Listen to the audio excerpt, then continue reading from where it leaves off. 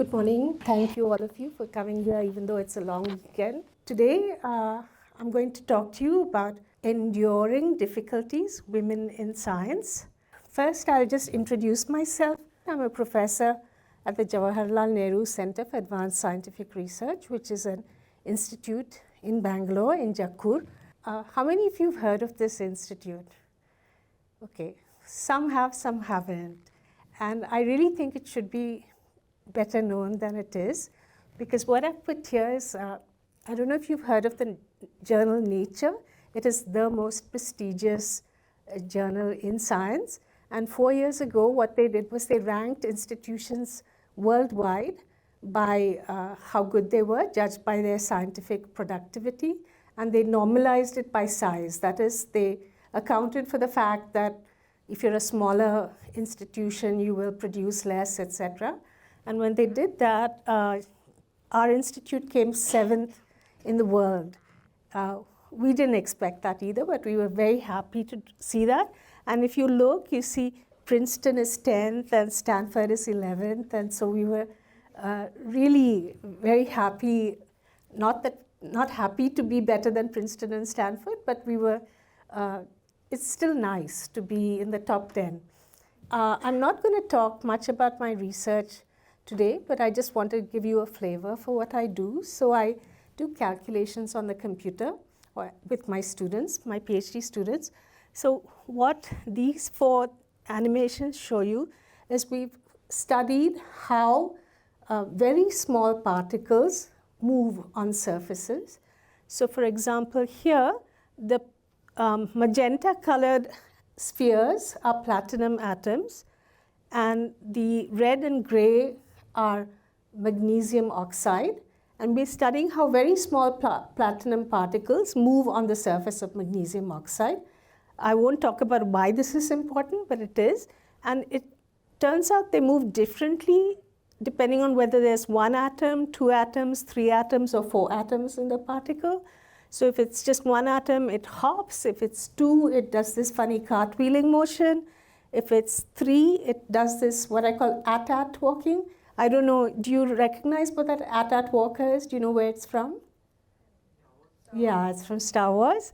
As soon as my student showed me this, how it moves, I said, I know, something moves like that. And then I realized it's from Star Wars. And if it has 4, it rolls. So this was a very unexpected finding. Another thing we did, this is now not platinum, but gold nanoparticles. And when you put them on surfaces, they clump up into these 3-dimensional shapes. And we showed how if you replace some of these gray magnesium atoms in the surface by these purple aluminum atoms, you can change the shape of a nanoparticle. So this was a theoretical prediction that we made. And the picture there is of my student Nisha. And if you look closely, you will see her earrings. One is the 3-dimensional shape, one is the 2-dimensional shape. And after we did this, the next slide, please. Somebody did the experiment.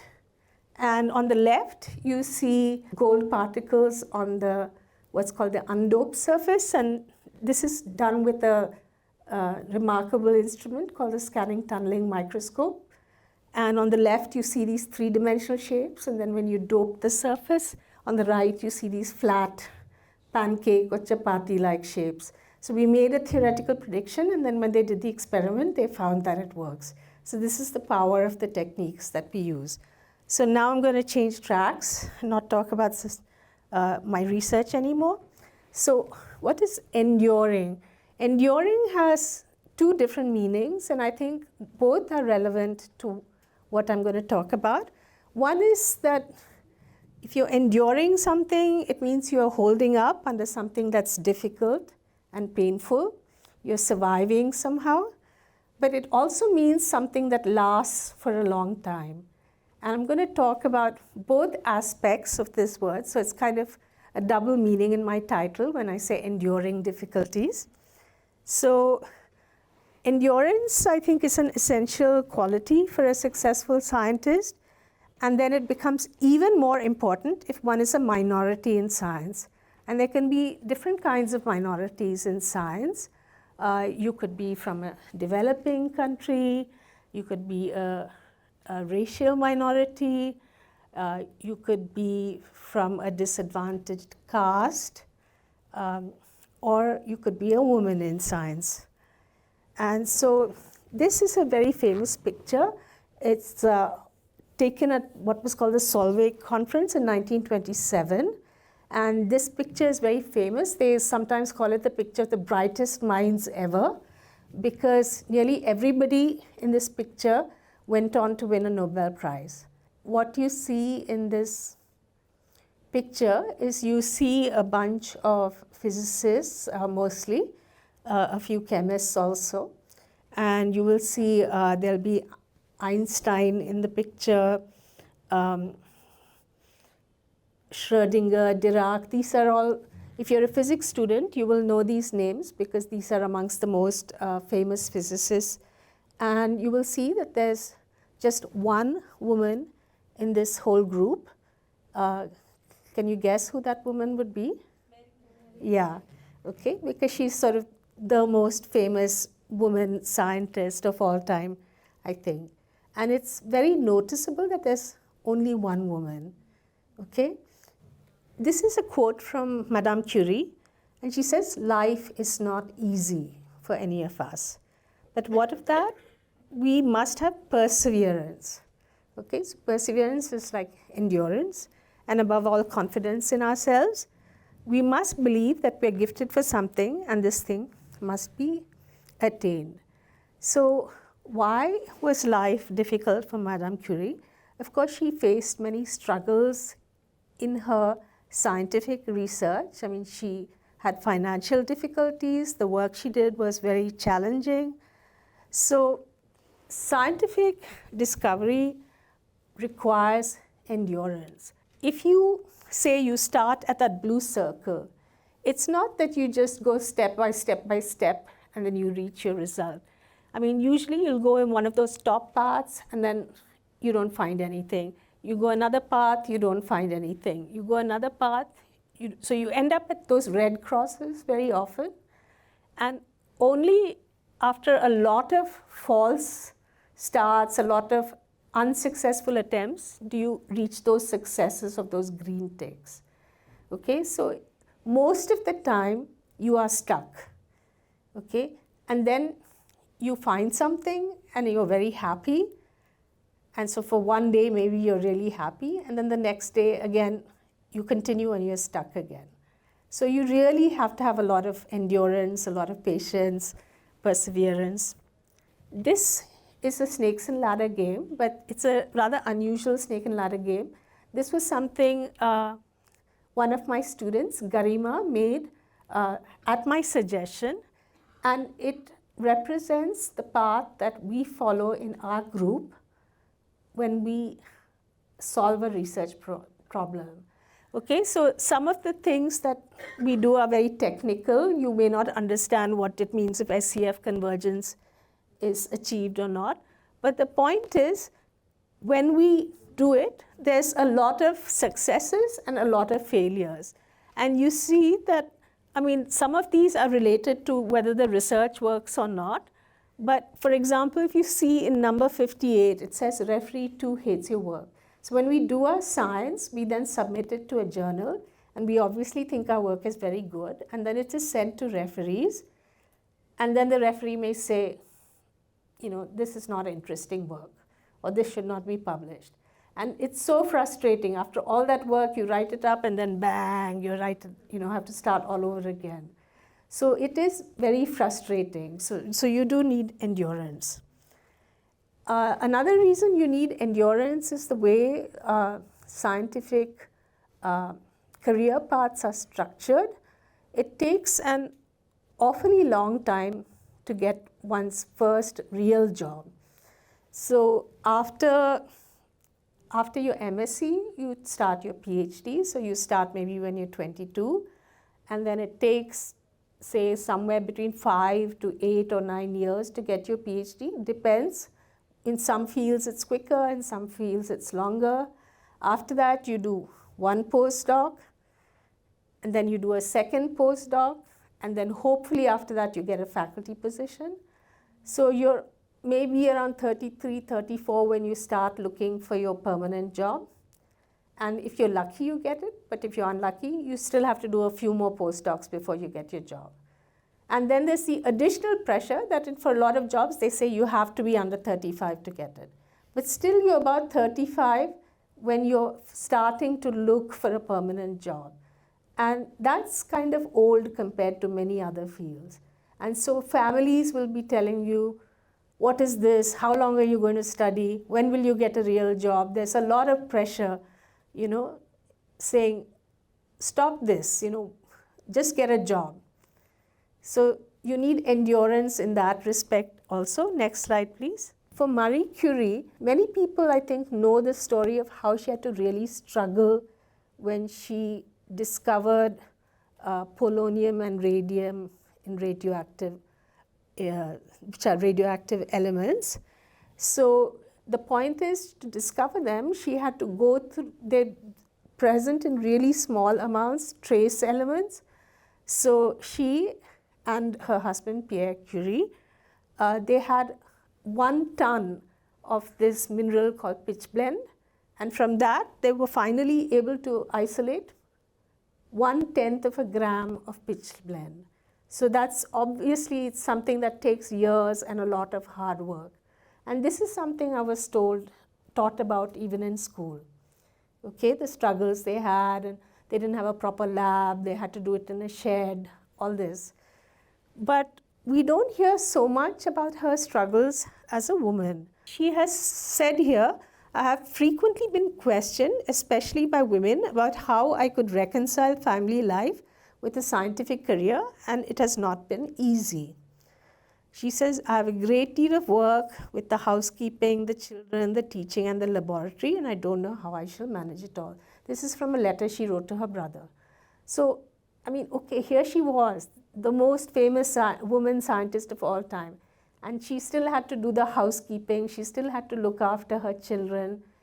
So this is a picture of her with her 2 daughters, okay? So she had to worry about these things. She faced a lot of hostility, even though she was such a brilliant scientist, okay?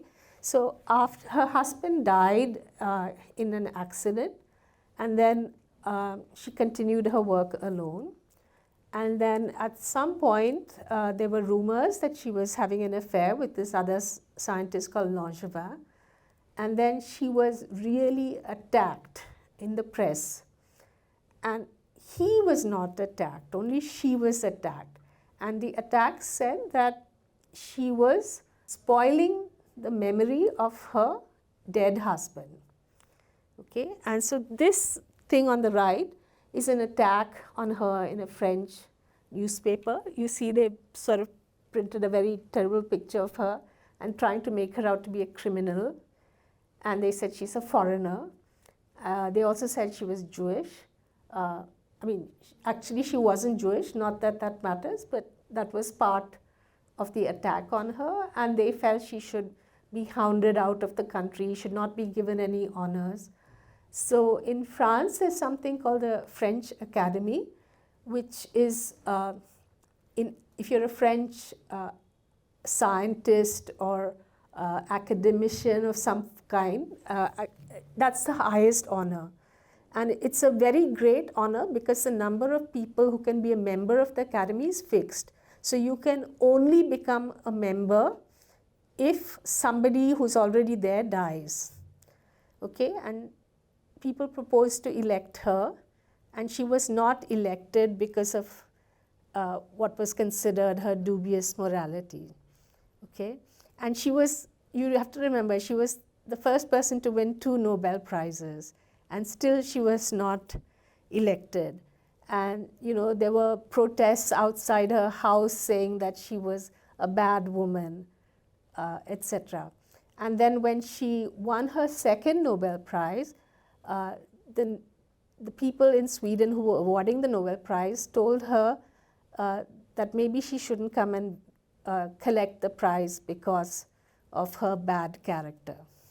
So what's it like in India? This is a little bit later. So this is someone called Kamla Soni, who some of you may have heard of, but I suspect most of you won't know her. My mother knew her personally. She was an Indian biochemist, and it seems like she was the first Indian woman to get a PhD in any branch of science in India. There are other people who say they were the first, so it's not very clear. She was a student of C.V. Raman's, but he refused to admit her to IISc, Indian Institute of Science, because she was a woman, and she staged a satyagraha outside his office demanding to be admitted, and finally he relented and he admitted her, but on various conditions, like she should promise not to distract the male students, she shouldn't talk to the male students, things like that. She did some very important work. She worked sort of in nutrition, and she did studies on proteins in milk, dal. She discovered an enzyme called cytochrome C. So this is what she said. She said, though Raman was a great scientist, he was very narrow-minded. I can never forget the way he treated me just because I was a woman. He didn't admit me as a regular student. This was a great insult to me. The bias against women was so bad at that time. What can one expect if even a Nobel laureate behaves in this way? How is it today? You can say, okay, all this was like, 50 years ago, 100 years ago. So this is Soumya Swaminathan, whom many of you may know about. She was the chief scientist of the World Health Organization, and she says, it was only after I started my career in a government research institution that I experienced the culture of a male-dominated committee room. That's when you felt you were being talked down to or made fun of almost. I was not taken seriously. I was always told what to do, and if I had ideas, they would be shot down. Okay, and she says many of our institutions are very patriarchal. So let me tell you about two recent stories about women in science and what they faced. Okay, so this is Donna Strickland, who won the Nobel Prize in Physics in 2018. She was only the third woman ever to win the Nobel Prize in Physics.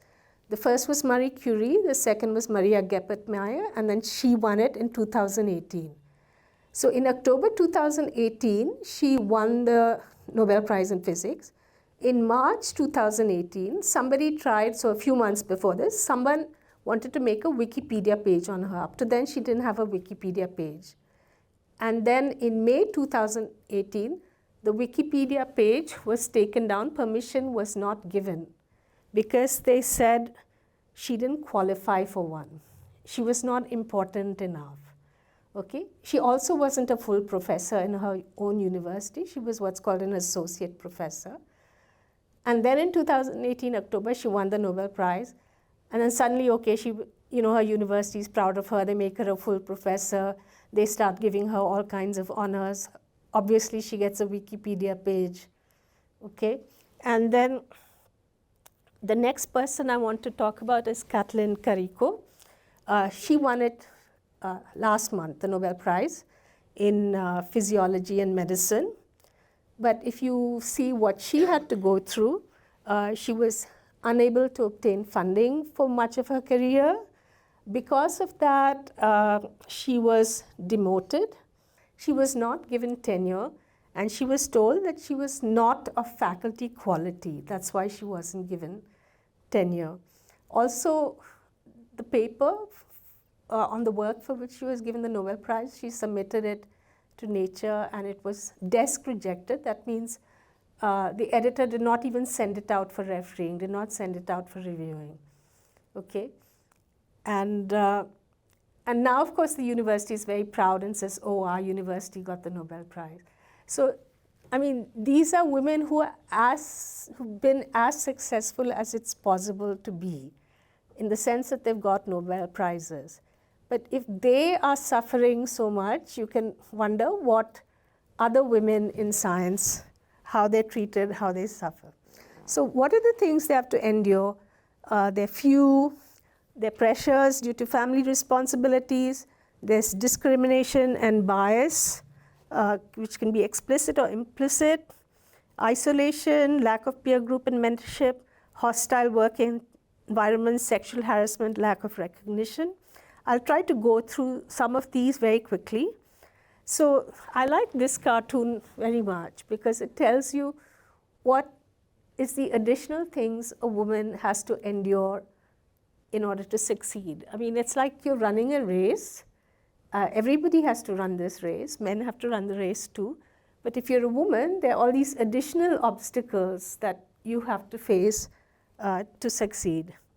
So here are just some statistics. This is a map of the world, and it's colored according to what percentage of scientists in that country are women. And the darker the color, the greater the percentage. And in some countries, it's almost half are women, but in most countries, it's not. If you look at the whole world, 28.8% of scientists are women. But you'll be surprised. I mean, we all have our biases, okay? We think in some countries it's high, some countries it's low. But if you look at Central Asia, it's 48.1%, okay? If you look at the Middle East, it's 39.8%, which is higher than in North America and Western Europe. And then if you look at Sub-Saharan Africa, it's about the same as in North America. Okay, and our part of the world is where it's lowest, which is South and West Asia. And then how does India do? This is percentages for countries in Asia. We have 13.9%, which is the second lowest in Asia. Only Nepal is lower than us. And Bangladesh, Pakistan, Sri Lanka, all have higher percentages than us. I was very shocked when I saw this. I hadn't realized that.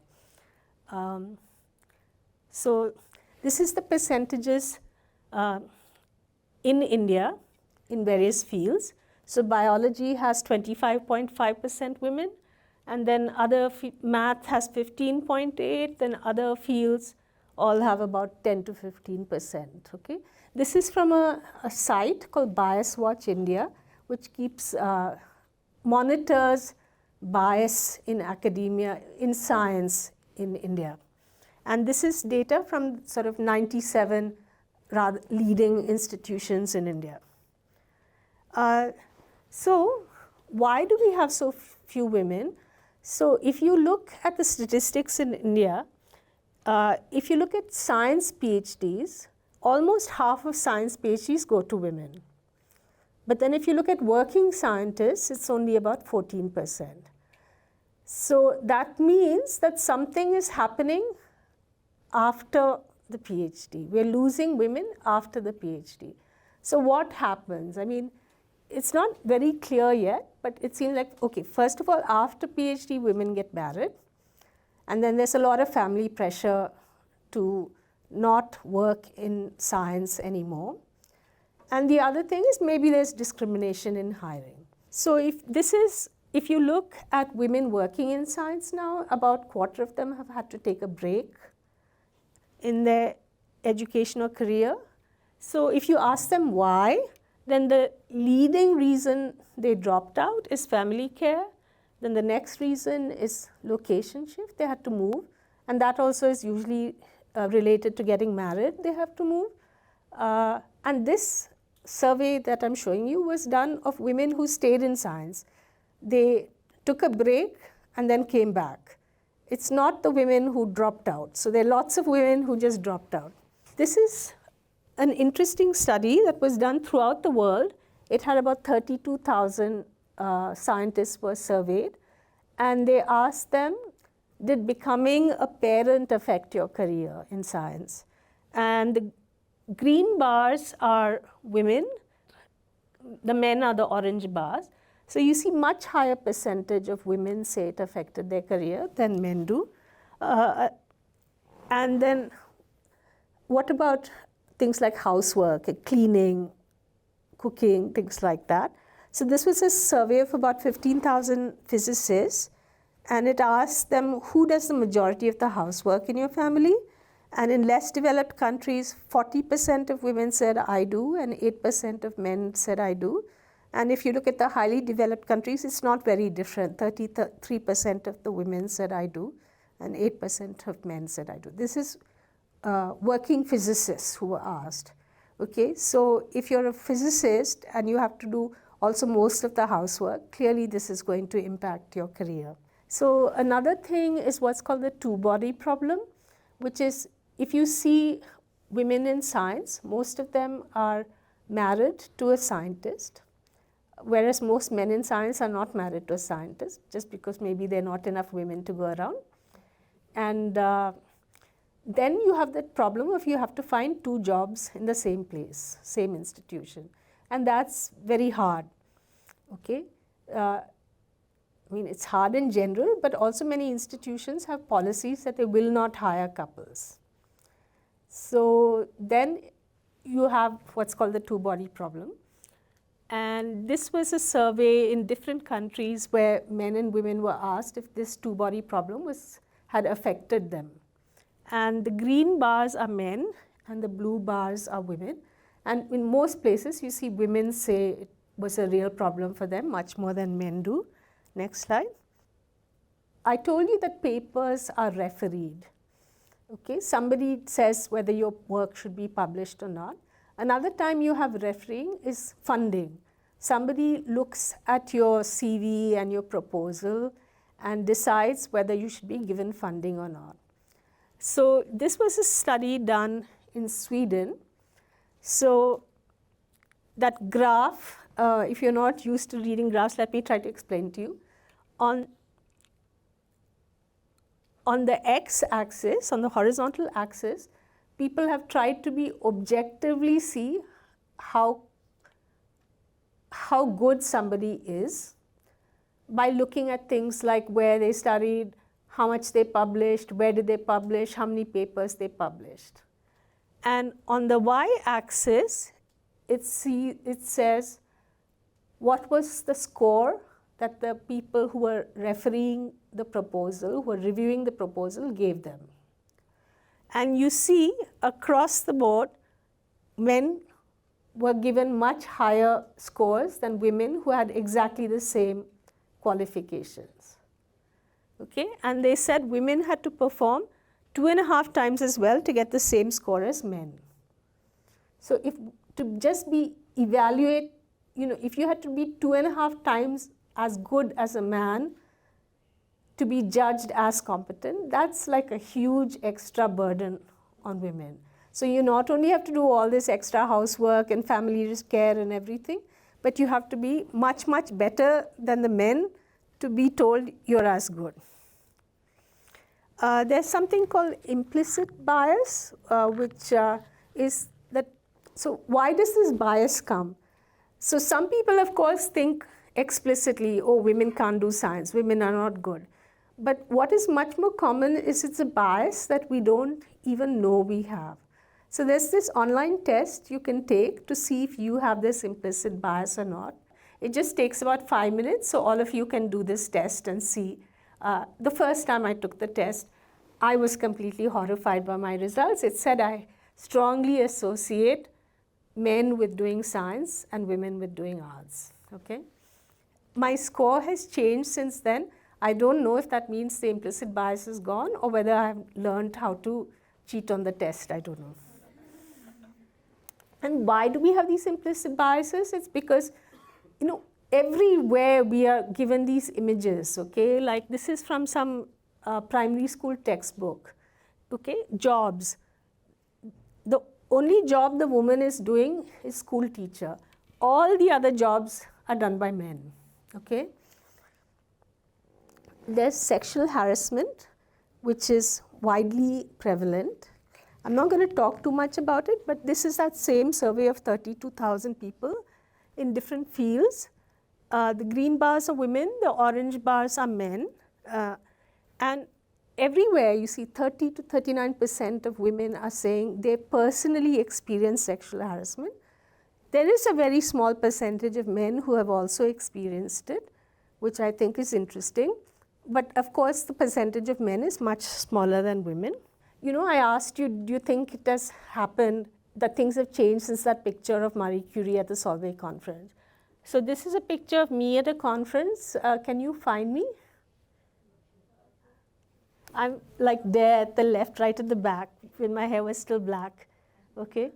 So, and you can see I'm surrounded by men, okay? Do you find anything strange about this poster? Look at the theme. It says women scientists into the center stage. And I mean, there are no women on this poster. It says key speaker, chief patron, chief guest, and they're all men. Okay? And they didn't even find anything strange about this. Okay? Now, there are some attempts to change things. Like, this was, 2016, okay? So, the IITs, NITs, etc., they have these board of governors, okay? And the ministry, the MHRD, can put 2 people on every board as their representative. And what they did in 2016 is they made all their representatives women. Okay, so these are the names of the people. My name you will see somewhere. So all of these representatives were women. So I was one of them. So suddenly all these boards, which used to be all male, had women representatives, and they would typically be the only women on this board, which I thought was progress of a sort, except then our terms ended.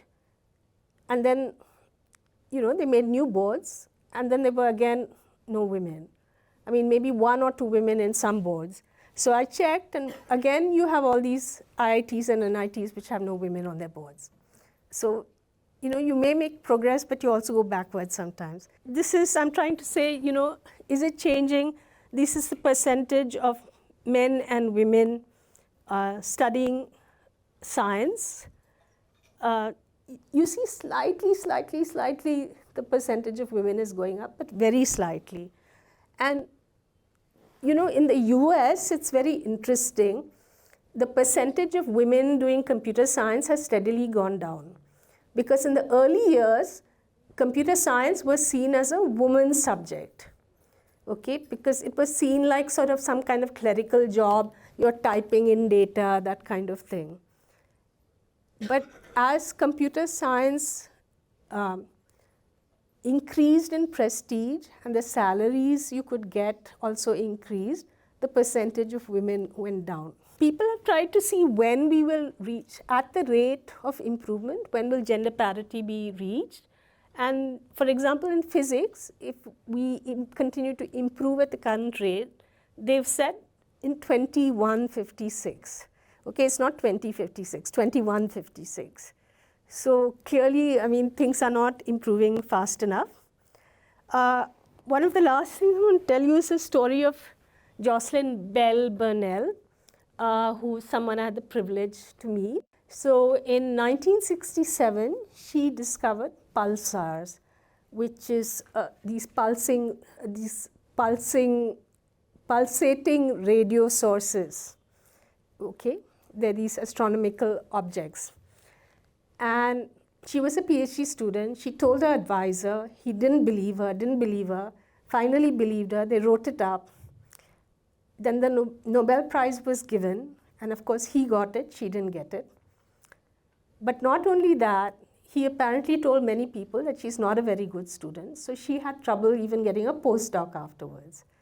Then she got married. Then she went around from place to place because her husband was in a transferable government job. And she told me she couldn't get often jobs as a scientist.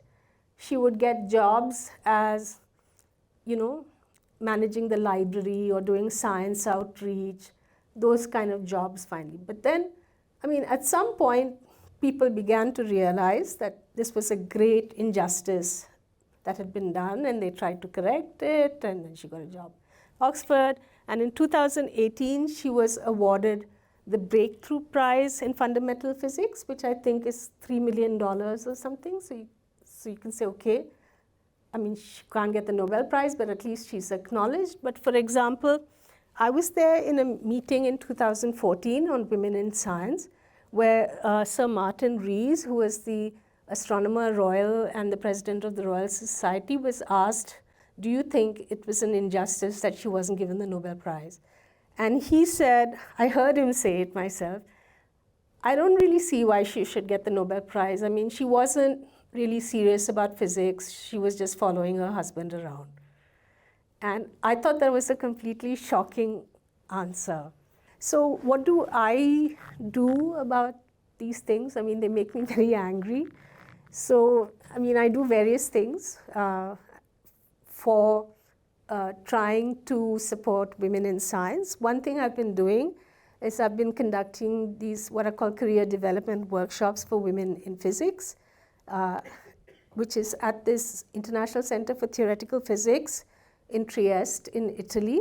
This is a very interesting institute which is meant to support physics in the developing world. We've also held it at an institute in Rwanda in Africa. So what do we do in these workshops? It's a space for women to share experiences, then also acquire skills to rise in their career, because I feel that men have this sort of boys network which helps them acquire skills, learn how to do things, learn which fellowship to apply for, which award to apply for, and women lack that. So we try to provide this network and a community that can support each other. There's a best-selling book right now which you might want to read. It's called Lessons in Chemistry. It was the #1 bestseller in the US and UK. It's a story, it's set a few years back, set in the 1950s in the US.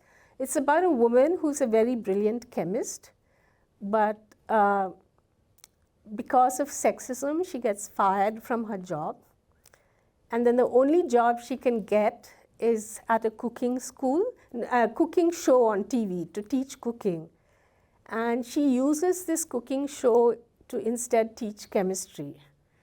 Okay, so, I mean, I don't quite like the way the book is marketed. It is marketed as, what is called chick lit.